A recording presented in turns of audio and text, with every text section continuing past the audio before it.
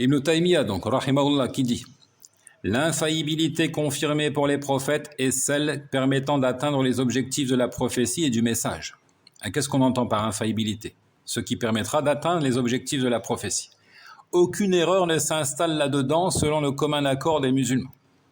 Cependant, peut-il survenir ce qui sera corrigé par Allah, de sorte qu'il abroge ce que lance le diable et qu'il confirme ses versets? Il y a deux avis sur la question. Ce qui est hérité des prédécesseurs, salaf, s'accorde avec le Coran pour confirmer sa survenance.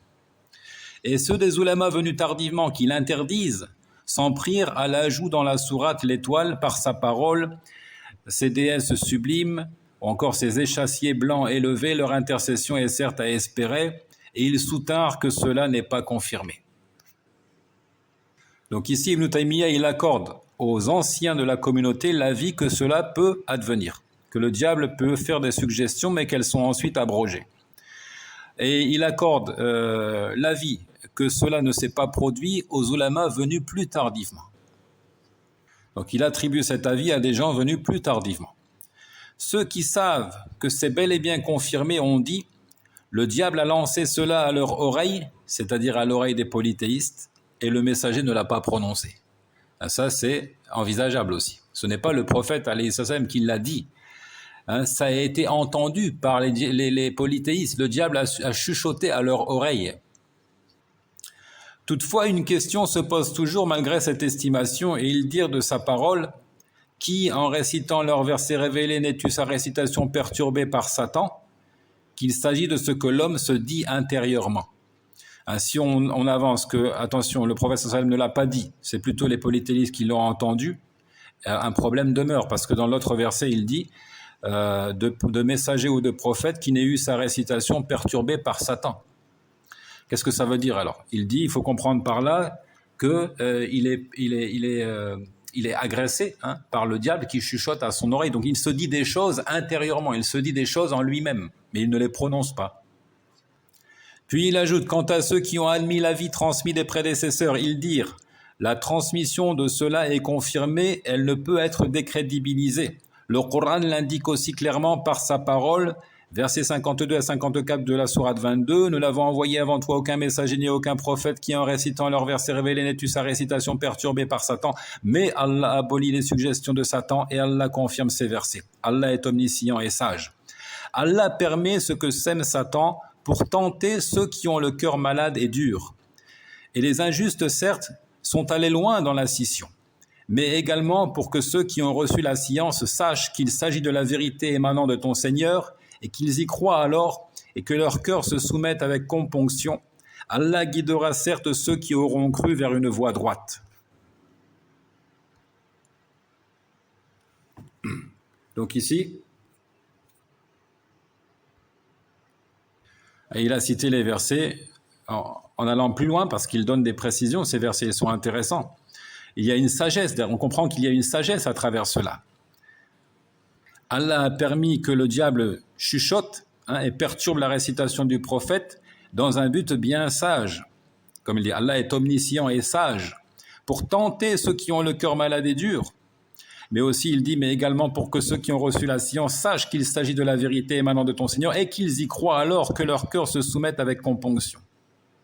Donc, ces ulama dirent, les narrations faisant l'exégèse de ces versets sont bien connues et confirmées dans les livres de l'interprétation coranique et des traditions, un hadith.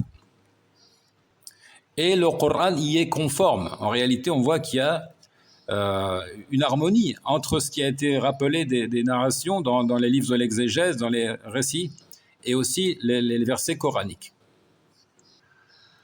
L'abrogation de ce que lance le diable et la confirmation des versets par Allah se font pour enlever ce qui s'est introduit dans les versets et pour départager le vrai du faux, afin que les versets ne soient pas mélangés à d'autres paroles.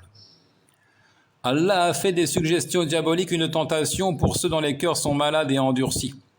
Et cela ne peut être que si ces suggestions sont apparentes et entendues des gens, non pas des choses dissimulées dans le fort intérieur. Donc ici, Ibn Taymiyyah, il penche pour l'avis selon lequel ça a été dit, mais encore une fois, ça a été abrogé. Il dit, il a fait des suggestions diaboliques une tentation pour ceux dont les cœurs sont malades et endurcis, et cela ne peut être que si ces suggestions sont apparentes, entendues des gens, non pas des choses dissimulées dans le fort intérieur. La tentation qui survient, ou encore la mise à l'épreuve, qui survient par cette catégorie d'abrogation, an-nasr, est de la même espèce que celle qui se produit par l'autre catégorie d'abrogation. Donc ici, Ibn Taymiyyah nous parle d'un phénomène admis par tous, ce qu'on appelle an-nasr, l'abrogation. Allah Azza wa Jal qui dit au verset 106 de la sourate 2, ما ننسخ من آية أو ننسها نأتي بخير منها أو مثلها ألم تعلم أن الله على كل شيء قدير.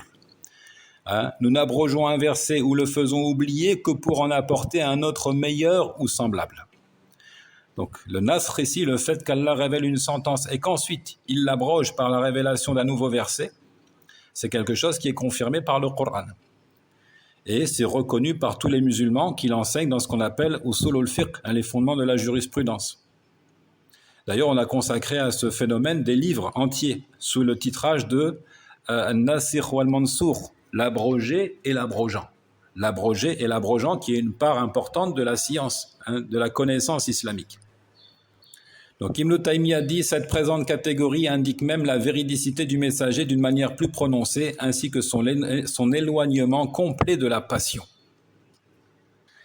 Donc si c'est confirmé, c'est qu'effectivement le messager est véridique. Tout ce qu'il reçoit d'Allah, il le transmet. Tout ce qu'il reçoit, il le transmet. Tout ce qu'il reçoit de révélation, il le transmet. Même si c'est le diable qui s'est immiscé là-dedans et qui a dit une chose, il le transmet. Ensuite, seulement Allah Azza wa Jal établit que ça n'est pas fondé, que c'est une suggestion diabolique. Donc le prophète alayhi salam n'a pas suivi sa passion, il n'a pas fait un choix, une sélection des propos qu'il devait transmettre. Il a tout transmis, c'est le sens de sa parole ici. Il ne parle pas sous l'effet de la passion, ce n'est qu'une révélation inspirée, justement. Verset que l'on retrouve dans quelle sourate? An-Najm, l'étoile. En effet, s'il commandait une chose et qu'ensuite il commande le contraire, et que les deux proviennent d'Allah, et qu'il y ajoute foi, alors de dire que le second commandement provient d'Allah et il est abrogeant, tandis que ce n'était pas le cas pour le premier, ainsi abrogé par Allah, renseigne plus encore sur sa volonté d'être véridique et de ne dire que la vérité. Je reprends, en effet, s'il commandait une chose et qu'ensuite il commande le contraire, et que les deux proviennent d'Allah et qu'il y ajoute foi.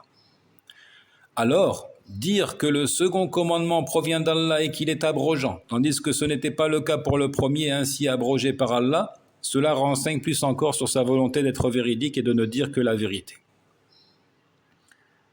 C'est-à-dire, il ne s'est pas dit c'est honteux pour moi d'avoir été victime des suggestions diaboliques, il faut que je cache ça. Non, il dit ça ne provenait pas d'Allah. Ça ne provenait pas d'Allah, c'était la suggestion diabolique. Donc il ne cache rien, il est véridique. Cela ressemble à ce que souligna Aïcha qu'Allah l'agrée. Si Mohammed avait dissimulé une portion de la révélation, il aurait certainement dissimulé ce verset, verset 37 de la sourate 33. Wa turfi fi nafsika ma Allahu mubdi wa takhsha an-nas wallahu ahaqqu an takhsha. Donc, tu cachais alors en toi-même ce qu'Allah allait dévoiler. Tu craignais les hommes alors qu'Allah est plus digne que tu le craignes. S'il avait eu à dissimuler quelque chose, il aurait dissimulé cette portion-là. Ne vois-tu pas que celui qui se vante et se glorifie sans droit cherche à justifier tout ce qu'il dit, même s'il s'agit d'une erreur? Ibn Taymiyyah ici qui dit, ne vois-tu pas que celui qui se vante, qui se glorifie sans droit, cherche à justifier tout ce qu'il dit, même s'il s'agit d'une erreur? Il n'admet pas ses erreurs. Ainsi, le fait que le messager expose qu'Allah abroge ce que lance le diable et qu'il confirme ces versets indique plus clairement qu'il n'aspire qu'à la vérité et à la transparence, qu'il est exempté de tout mensonge. C'est bien cela l'objectif du message révélé, car il, sallallahu alayhi wa sallam, il est le véridique qui confirme tout ce qui vient d'Allah. C'est pour cela que son démenti est une pure mécréance sans un doute. C'est pour cela que de dire le prophète est menteur, c'est une pure mécréance, c'est une mécréance majeure qui fait sortir de l'islam sans l'ombre d'un doute. Fin des propos de Ibn Taymiyyah rahimahullah. En conclusion, confirmer une origine à ce récit, Qissatul Gharaniq, constitue un avis qui se tient.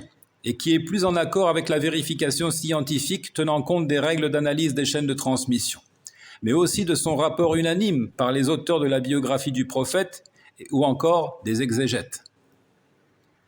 Surtout qu'il y a d'autres indices comme la prosternation de tous les mécréants derrière le prophète. Nous l'avons vu à travers les récits notamment de Abdullah ibn Mas'ud et Abdullah ibn Abbas dans les recueils d'Al-Bukhari et Muslim.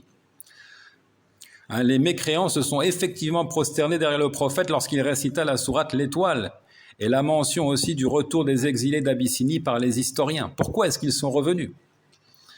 Il y avait une raison à cela.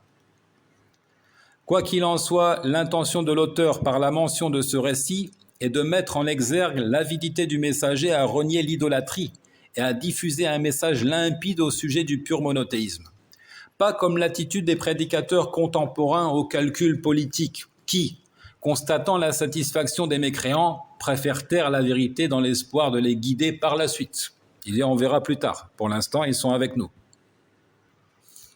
À coup sûr, si nos pseudo-érudits d'aujourd'hui recevaient la proposition quraïchite d'adorer Allah une année et d'adorer les idoles l'année suivante, ils l'accepteraient en prétextant que cette année consacrée au monothéisme sera une bonne occasion de prêcher la vérité et de convaincre les idolâtres de l'adopter. Rien à voir donc avec l'approche du messager d'Allah sallallahu alayhi wa sallam. Enfin, nous disons, ici un vocabulaire technique, nous disons le cheikh Mohammed ibn Abdel Wahhab employait ici la méthode dite de négation de la différence, nafyul fariq, c'est-à-dire qu'il nie une quelconque différence entre les polythéistes d'antan et ceux qui aujourd'hui se réjouissent de la prétendue intercession des anges ou des saints, alors que c'est cette attitude que le prophète a fustigée, que le prophète a désavouée. Et dans le point qui va suivre, le 4e point, le cheikh va employer l'analogie prioritaire, qiyasul aoula. C'est-à-dire que Abu Talib est plus en droit des éloges que l'on adresse aux oulémas musulmans de son temps et qui n'ont pourtant pas fait autant que Abu Talib pour la défense de l'islam sans jamais en tirer profit.